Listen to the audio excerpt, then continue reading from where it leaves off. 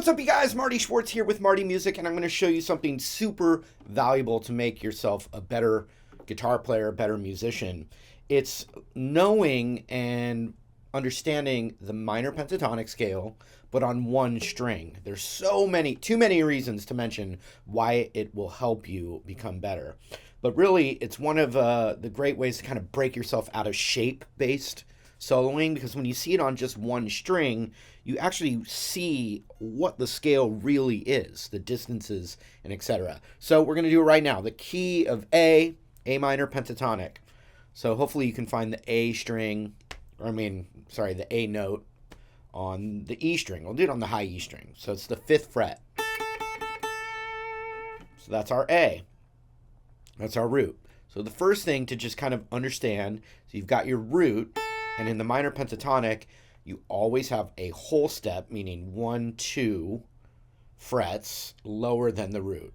So the minor pentatonic, any key, you got the root and a whole step below it.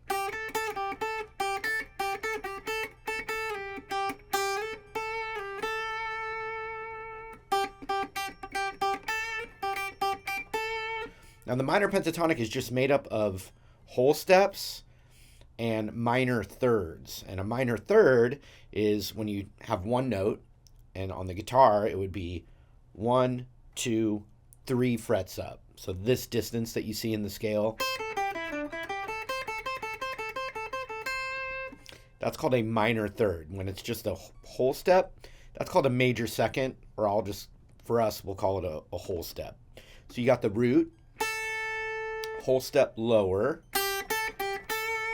and then a minor third up.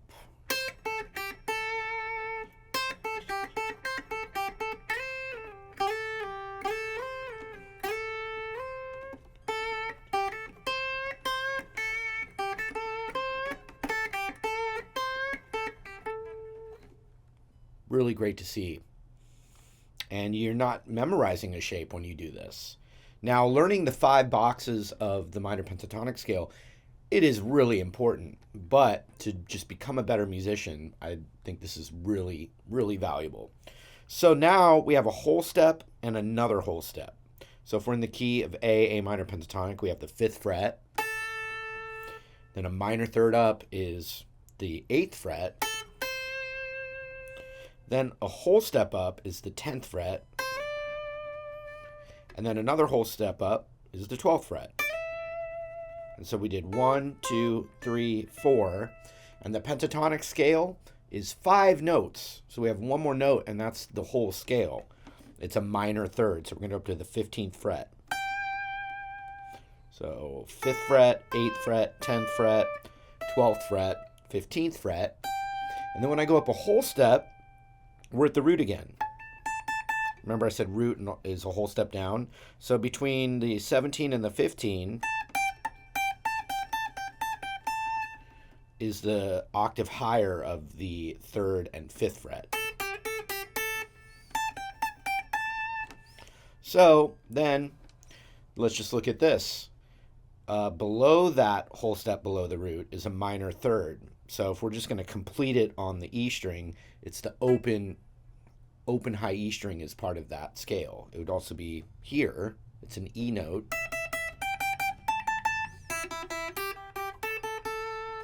So once again, just starting to visualize that.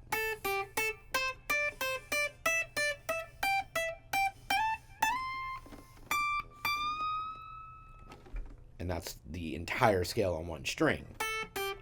So if we just start at the root, we have root, minor third, whole step, minor third, and then a whole step to the root again.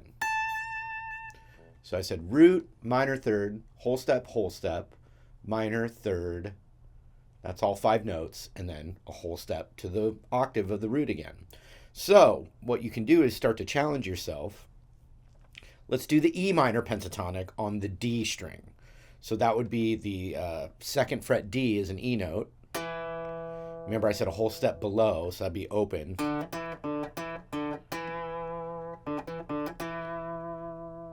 All right, so remember what I said, minor third, whole step,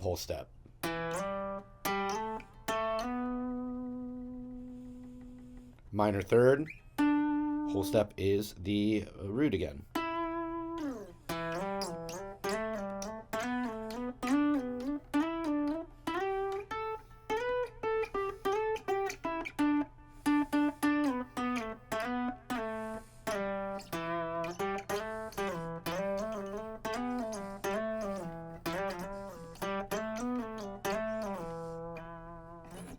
Now, what's interesting about the 5 boxes of the minor pentatonic is what you're really getting is you're getting a little cross section across an area where that one-stringed pentatonic, where they all meet. So, for instance, if I go back to the key of A and we did this on one string, if I just kind of use just this spot where my hand's in one position, it'd be the fifth and the eighth. Well, if I play that same key, A minor pentatonic, on the B string, it's the 10th fret root. And so a whole step below, and a minor third below, and a whole step below that, and a whole step below that, and just reverse engineering it.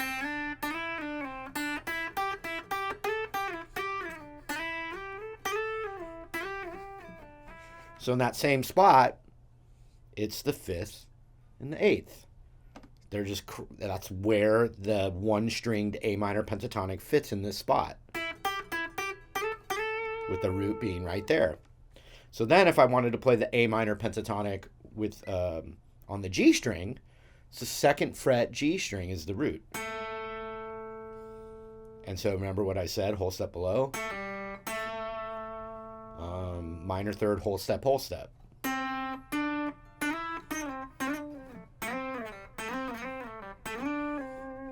So along that same cross section, that's 5 and 7.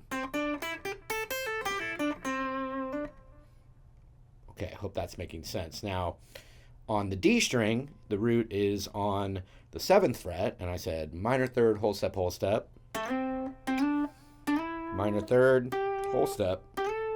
So let's just go try and figure that out the other way. Whole step below the root, minor third, whole step. So along that cross section, it's 5 and 7. Now if I want to do it on the open A string, open A, minor third would be 3rd fret, whole step, minor third, whole step, minor third, whole step,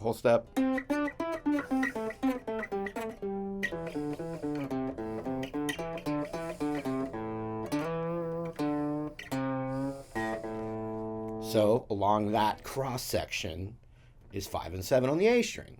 And then on the low E's, the same as the high E.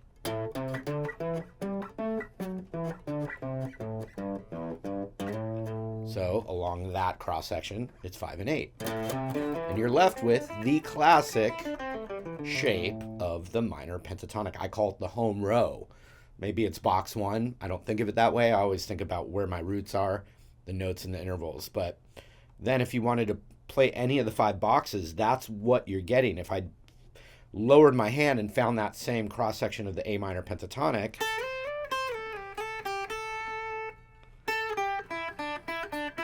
then I'd have this. Same thing here.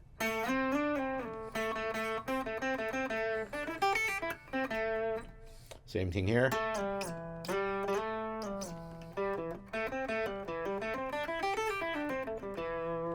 And then along here. So that would be. And then along here.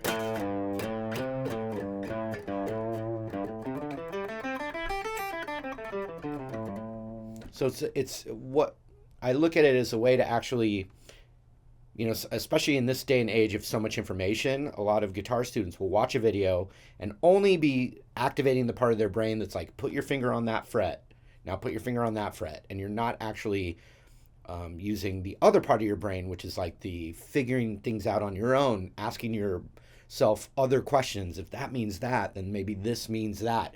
And that's truly how you get better is taking information and then being curious and expanding from the little bits that you're learning, not just put your finger there. I am a robot. AI is taking over, etc. Right? So, to recap, study scales on one string doesn't immediately make you solo better, but it activates the other part of your brain that will help you improve on your own, not just where to put your finger and mechanical, right? It's another part of your brain, and the more you're activating all the different parts, the quicker you're going to improve, the more musical you'll be a better guitar player, a better musician. So I hope that helped. Definitely check the links below. I did say it is good to know the 5 shapes of the pentatonic. And so I have a whole guide, Ultimate Guitar Guide, in the link below that's free. It's got all the diagrams you would ever need, but don't just do diagrams and where to put your fingers is the point I am making. So thank you for supporting Marty Music, and I will see you guys in another video real soon. I'm never gonna stop, as long as I'm here and around. I'm gonna keep going. So appreciate your support, really do. Hope to see you again.